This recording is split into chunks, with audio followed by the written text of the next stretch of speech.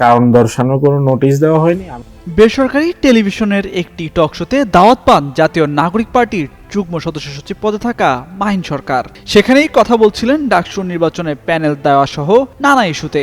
Talk show চলাকালেই খবর আসে দলের যুগ্ম সদস্য সচিব পদ থেকে মাহিনকে বহিষ্কার করেছে এনসিপি। উপস্থাপক এর প্রতিক্রিয়া জানতে চাইলে জানান এ বিষয়ে কিছুই জানতেন না তিনি। এমনকি উপস্থাপকের প্রশ্নের পরই জানতে পেরেছেন তাকে বহিষ্কার করা হয়েছে দল থেকে। সোমবার রাতে ওই টকশোতে মাহিন সরকার দাবি করেন জাতীয় নাগরিক পার্টি তার রাজনৈতিক দল, ভবিষ্যতেও সেখানে থাকার ইচ্ছে আছে। যেহেতু তার এখনো ছাত্রত্ব আছে এবং তিনি মাস্টার্সের বাংলা বিভাগের শিক্ষার্থী, এই জায়গা থেকে আসলে দলের নীতি কি এ বিষয়ে দলের শীর্ষ নেতাদের প্রশ্ন করা হলে তেমন কোনো উত্তর পাওয়া যায়নি।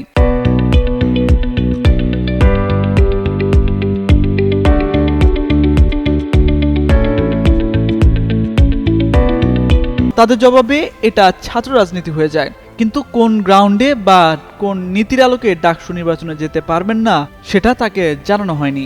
এদিকে দলীয় শৃঙ্খলা ভঙ্গের অভিযোগে যুগ্ম সদস্য সচিব পদ থেকে মাহিন সরকারকে বহিষ্কার করে এনসিপি।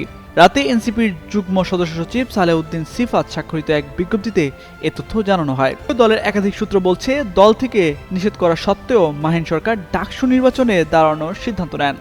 তিনি দলের সিদ্ধান্তকে পুরোপুরি অমান্য করেছেন, সেজন্যই মূলত তাকে বহিষ্কার করা হয়েছে।